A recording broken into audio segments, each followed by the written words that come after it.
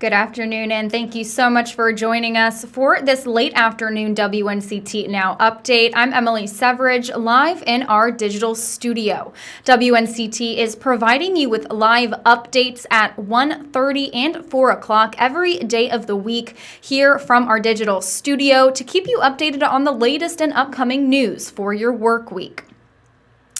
All right, 9 on Your Side is continuing to monitor cases across the state and in the East. Today, health officials reported almost 59,000 cases in the state of North Carolina. That is an increase of more than 1,600 cases since yesterday. Earlier today, Secretary Mandy Cohen of the North Carolina Department of Health and Human Services held a dial-in meeting briefing regarding COVID-19. So let's take a listen. Wednesday, Governor Cooper did issue a new requirement for people to wear face coverings in public spaces, and there is an enforcement on that for our businesses, particularly in retail, in restaurants and other public settings. The enforcement is on the business, and we ask all of our local law enforcement partners to work with us on this. They are the ones that enforce our rules and our laws.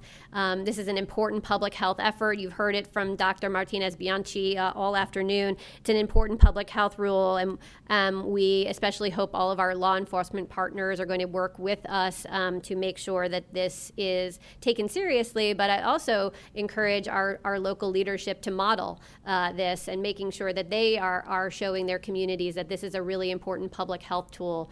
I think you're seeing today that not only North Carolina numbers we have been talking about have been going in the wrong direction, but we are seeing states around us really see some severe increases in their numbers, and they're having to go backwards actually in their easing of restrictions, and I don't want to do that. And we have a tool here that we can all use together in terms of face covering, so it's important for us all to work together on this, and we are going to continue to do this. And I appreciate the support of all of the leaders across North Carolina, whether they're elected or local law enforcement, they're in the business community, entertainment community, and the Latinx community. We all need to come together on this important issue of wearing face coverings so that we can make sure that this virus does not spread across our state further, and that we can get back to the things that we want to do, like sending our kids to school come this August and this fall. So that's the work we're going to focus on. Dr. Cohen also spoke with leaders of Latin American organizations here in North Carolina about the disparities and how COVID-19 is affecting these Latinx Americans in our communities. So to find out more about that, you can head over to WNCT.com for more on those leaders and what they had to say. So stay with us, and we're going to be right back after this short break. Side reporters are all across the East and in your neighborhood. In Tarboro. In Kinston. In Greenville. At Atlantic Beach. Covering local stories that impact you. The groundbreaking ceremony is the beginning of construction for Morehead City's 4th City Hall. People from all over the state of North Carolina gathered at the Sycamore Hill Missionary Baptist Church. Historic Turnage Theater in Washington helps the community celebrate art and culture. See their original reporting weekdays on 9 on Your Side News. Thanks so much for joining us. If you're just tuning in, I'm Emily Cervarich, live in our digital studio, providing you with some late afternoon updates. Today, the mask mandate set in place by Governor Roy Cooper is in effect.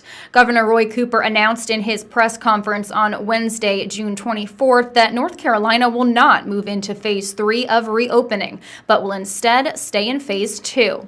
The governor hopes staying in Phase 2 and requiring the wearing of masks in public spaces will help to flatten the curve. This comes after a spike in COVID cases within the state in the past couple of weeks. Customers who refuse to wear masks inside businesses could face citations or arrests. Not on Your Side's Madeline Ashley will be live tonight with more on this story, as well as how people in the community are reacting to this mandate. That's coming up for you at your news at 5 and 6. The Koinonia Christian Center Church here in Greenville is helping families in need this weekend.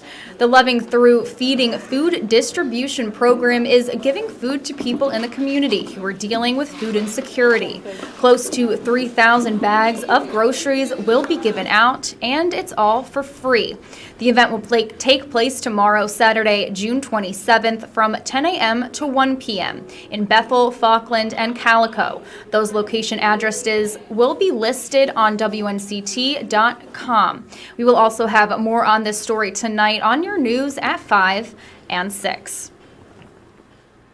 All right, well, that wraps up this WNCT Now update for your Friday. Thank you so much for tuning in and joining us today. More news is coming up for you tonight at our news on WNCT Channel 9 at 5 and 6. Thanks so much for watching.